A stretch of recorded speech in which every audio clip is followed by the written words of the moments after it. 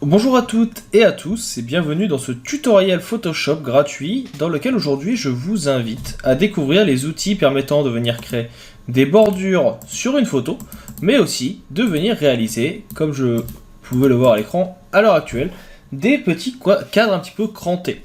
Je vais vous permettre de découvrir différents outils pour créer différents types de bordures, différents types de contours et différentes possibilités de bordures crantées. Ce tutoriel est pensé pour les débutants, même si ça peut être un très bon rappel pour les personnes un petit peu plus perfectionnées. Je rappelle également que si jamais vous avez des questions, je reste à votre disposition à tout moment via la section commentaires. C'est toujours un plaisir de répondre, et en général, dès que le tuto est posté, je reste dans le coin dans les 2 heures suite à la publication pour permettre de vous répondre et d'échanger avec vous sur le sujet. J'espère que ce tutoriel vous plaira. On va maintenant attaquer tout de suite à la présentation de celui-ci.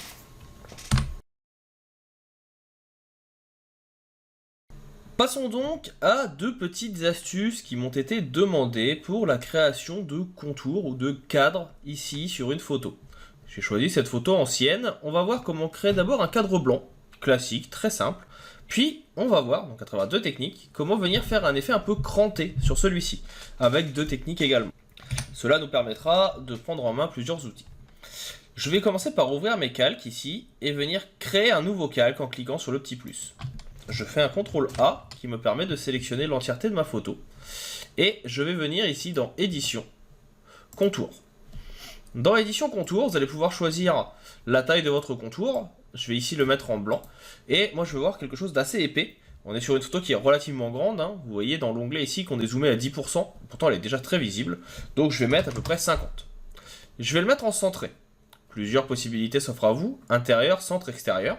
Intérieur mettra les 50 pixels dans la sélection, donc vers l'intérieur. Centre fera 25 et 25, et extérieur à l'extérieur, justement, donc dans la zone qui est marron, qui est grise. Donc moi je vais mettre intérieur et je vais cliquer sur OK. Et là vous voyez qu'automatiquement il m'a mis un contour de 50 pixels sur l'intérieur. Donc ça c'est le premier cadre qu'on peut faire, très simple. L'autre possibilité que j'aurais pu utiliser, parce que là on voit que ça cache quand même une partie de la photo, c'est tout simplement ici de créer un nouveau calque, d'enlever mon arrière-plan, et sous ce calque, de venir mettre un calque blanc. Donc là, vous voyez, je décale mon calque 2.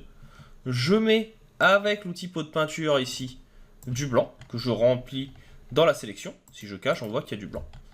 Je prends ensuite ma photo calque 0 ici, que je vais renommer en double-cliquant photo. Et ici, et bien maintenant, si je viens réduire la photo, en appuyant sur la touche Alt, on va pouvoir venir créer un contour. Alors là, le problème, vous voyez, c'est que je ne suis pas forcément sur quelque chose qui va avoir la même distance à gauche et en bas. On va avoir quelque chose qui va être plus haut ou plus bas. Donc il y a cette possibilité-là. L'autre possibilité, si vous voulez quelque chose qui soit égal, ça va être tout simplement de venir mettre un masque de fusion ou de supprimer certaines parties. Alors là, vous voyez que la transformation est plus ou moins longue. Je vais l'annuler, c'est parce que ma photo étant très grande, ça charge très lentement. On va réduire la taille de la photo pour avoir quelque chose qui charge beaucoup plus vite. Donc pour réduire la taille, très simple, on va faire image, on va faire taille de l'image, et ici au lieu d'être à 4000, je vais juste passer à 1000. Donc là, l'aperçu, encore une fois, comme on est sur une grande image, peut être un peu long. C'est des choses qui arrivent. On laisse juste charger, le temps que ça se mette en place. Et une fois que ça sera chargé, qu'on aura bien tapé 1000, ici, on va avoir notre image qui va donc se réduire. On passe quand même ici, en étant à 1000, de 80 mégas à 4. Donc, on clique sur OK, et toutes nos images, tous nos calques vont ainsi être réduits. Et donc, l'autre possibilité, qui va être intéressante, ça va être ici donc de faire un CTRL A, comme je le disais, de venir ici faire clic droit, transformer la sélection, et on va pouvoir venir réduire ici la hauteur et la largeur. Et donc là, vous voyez, si je viens réduire, avec cet élément, il va réduire de façon égale de chaque côté. Donc là, j'ai réduit de 5%, je clique sur Entrée, et ici, une fois que c'est fait, on a notre sélection, on peut faire un masque de fusion et le contour se met en place aussi. Donc vous voyez, c'est 2 ou 3 possibilités très rapides de réaliser cet effet.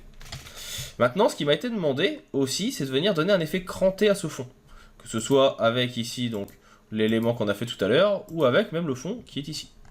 Ce que je vais faire, c'est que je vais commencer ici par recadrer ma photo. Je vais venir agrandir la zone de travail. Et cette zone de travail, je vais y ajouter un calque en dessous, que je vais remplir avec une couleur. Donc là, la couleur que je vais prendre, ça va être par exemple du gris, ou du noir. De cette façon, on a deux choses. on a notre photo, ici, et on a donc le fond, donc qui est là. Et l'idée, ce serait donc d'avoir un effet un peu cranté sur ce contour. La possibilité numéro 1 que vous pouvez utiliser, c'est prendre tout simplement le lasso, et vous venez tracer, si vous avez la main tremblante, c'est des choses qui peuvent être possibles. Vous voyez, un effet un peu cranté, comme ça. Alors je le fais juste sur un côté pour vous montrer. Et là, encore une fois, un petit coup de masque de fusion. Je fais un CTRL-I pour inverser. Et on va pouvoir venir cranter. Par contre, c'est pas forcément adéquat, ni la meilleure façon de faire. L'autre solution, qui peut être intéressante, ça va être de venir mettre un masque de fusion, tout de suite, de prendre l'outil ellipse, de faire ici un petit clic sur la touche Shift, pour avoir un cercle parfait, que je vais mettre en haut. Et en fait, l'idée, c'est que maintenant, vous allez mettre le noir en arrière-plan, ici. Sur le masque de fusion, vous êtes cliqué, vous allez appuyer sur supprimer. Et en fait, à chaque fois que vous allez bien supprimer, comme je viens de le faire ici, alors hop, forcément, ça a disparu.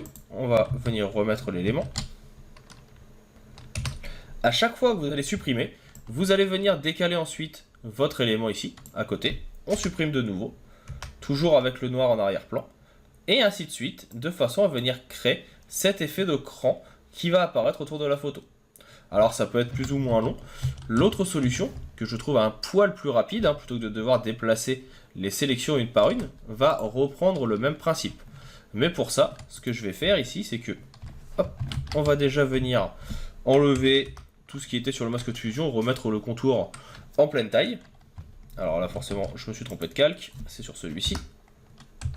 Voilà.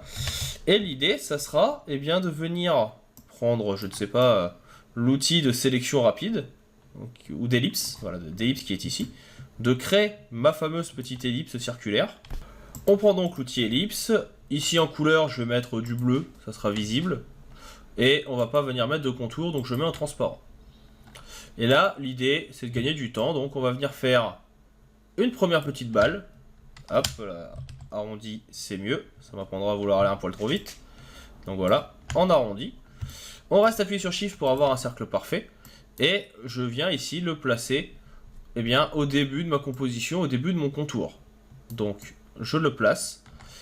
Voilà, par exemple ici. On appuie ensuite sur la touche Alt qui va permettre de le dupliquer et je décale sur la droite. De cette façon, on va avoir un deuxième point. Je viens ici refaire la même action. Je prends, je décale sur la droite en restant appuyé sur Alt et sur Shift pour avoir quelque chose qui soit donc un déplacement parfait.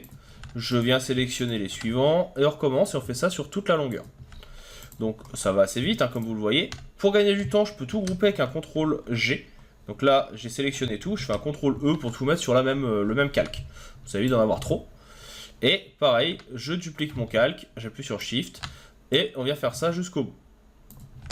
Une fois que ça c'est fait, je refusionne le truc avec un CTRL E et je fais un CTRL clic pour venir sélectionner mes petits points. Et ces petits points, en les rendant invisibles, maintenant si je vais sur le calque de fusion de mon élément de contour, si je mets du noir et que je touche, j'appuie sur supprimer, on va maintenant avoir l'effet cranté qui va se mettre en place. Et ensuite, j'ai juste à venir reprendre ici mes petits points, je les sélectionne, je les fais tourner. Donc j'appuie sur Shift pour les faire tourner à 90 degrés. Et on va venir faire la même chose sur le côté.